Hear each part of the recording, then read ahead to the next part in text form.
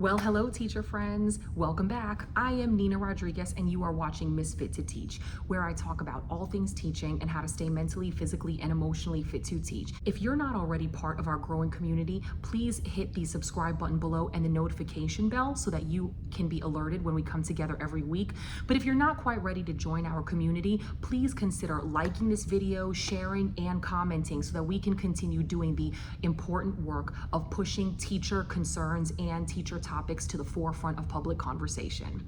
I want to give you some of my very best classroom management strategies and essentials that I will be delivering in a two-part series. So I hope you're ready. Here we go.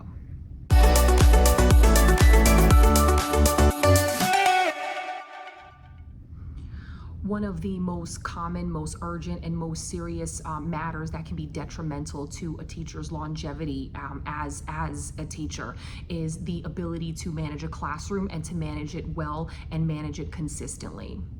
So in my years of being a teacher, managing my own classrooms in a variety of settings across multiple grade levels, I decided that it was best to deliver this both in a two-part series dependent on the school level. This particular video will pertain to high school. In a later video, we will be directing our classroom management strategies to middle school.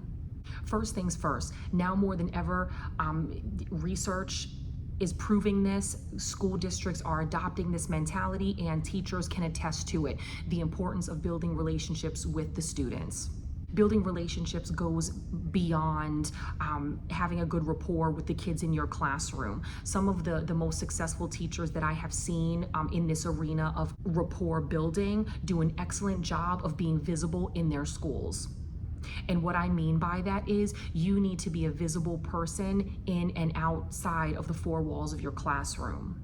As an educator, I want you to start by making your presence known. Walk around the school building, if nothing else, just to ease your mind and relieve the tension day to day of being in the classroom. Consider attending sports events. If you have the time, sponsor a club. Make it a point to greet students in the hallways. Strike up an ongoing conversation with a student pretty much based on anything. If you liked their outfit one day, if you saw them at the football game, if you taught their sibling, if you know their mother, if you've seen them at a restaurant or at the grocery store. All of these things will help you to gain the trust and establish at least a good working relationship with that student, which is going to make it easier to manage them should they be in your classroom. As you begin the important work of relationship building, it's going to become very, very important that inside your classroom, the expectations are extremely consistent. Consistent expectations are very, very important because that means that those expectations surpass whatever mood you're in. They surpass whether or not you are present on that day or if you have a substitute in the classroom. They surpass the material that you're focusing on. They surpass any external stimuli or circumstances that might be going on outside of your classroom. When you have very consistent expectations, very consistent procedures, there's no mystery to what's going to happen next in your classroom, and a predictable setting is a manageable setting. So how we start by creating the predictable classroom is by first standing outside of our doors and greeting our students. Make sure that as you get ready to start your class, your face is the first thing or one of the first things that your students are seeing as they're entering your room. When they come into your room, you need to make sure that you have some kind of predictable and consistent seating arrangement. Do not allow those students to just sit wherever they want. When the seating arrangement is predictable and it's something that's inspired by your strategies, it's going to minimize rebellious, sneaky, or unpredictable behaviors.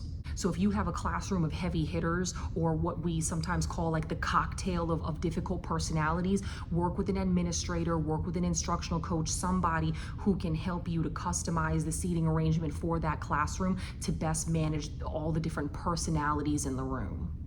When your students are seated, you need to make sure you have already prepared and ready a focus. The focus activity was something that I really just kind of slept on for a long time, more years than I should have in my teaching, and I think it's pretty underrated. Even with all the research that shows us that focus activities or bell ringer activities are actually a good thing for our students, it's really underemphasized how very much this helps you. And bell ringer or focus activities can also be a very, very fun way to break the ice in your classroom and to spiral review a lot of the material.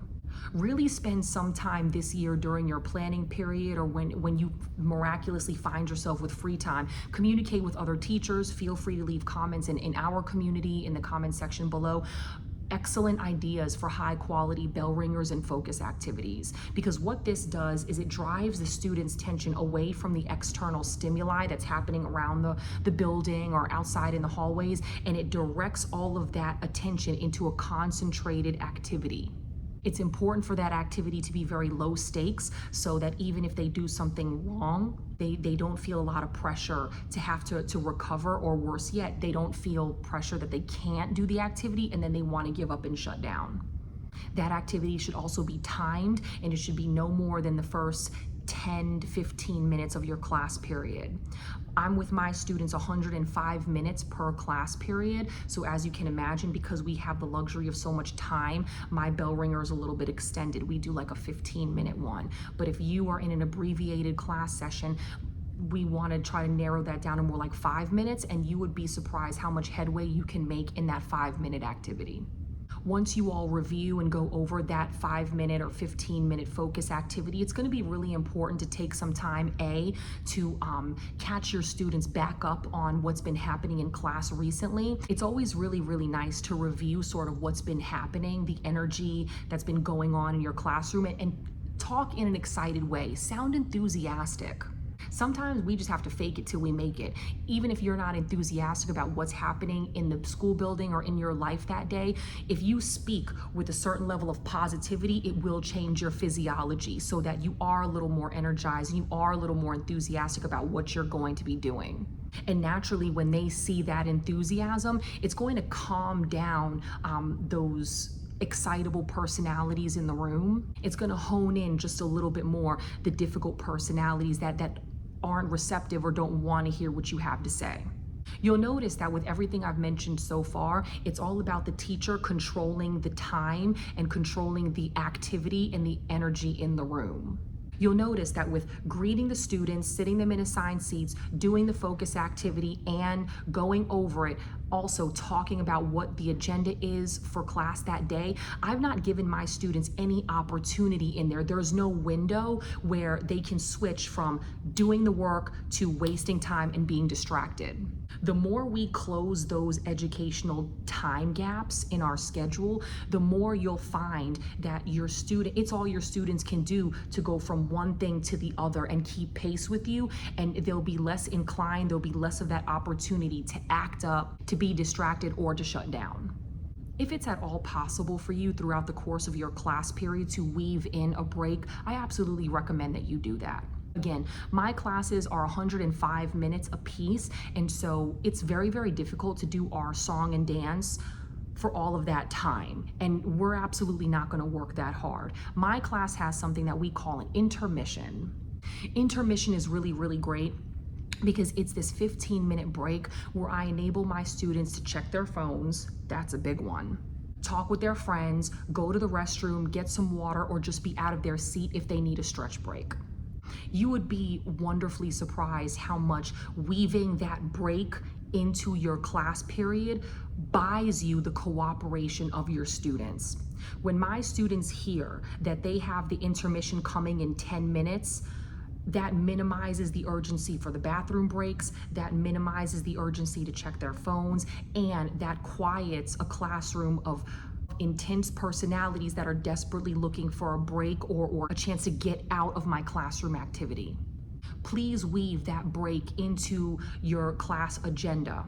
So now that we've covered these first few basic essentials that should be weaved into your classroom schedule every single day, come back next week as we continue talking about the second half of essential classroom management strategies. Do all you can to stay fit to teach. Be well.